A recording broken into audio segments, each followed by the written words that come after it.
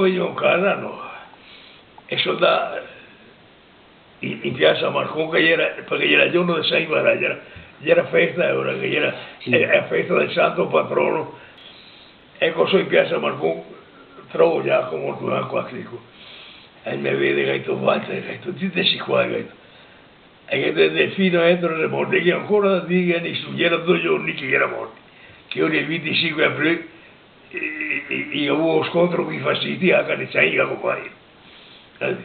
E tutti dici qua che e io dico, Madonna Cristo. Come commentare? Cosa gli ha detto che era successo? Ho messo pianta tutti i loro, perché ancora lì io nessuno, neanche a sua moglie nessuno.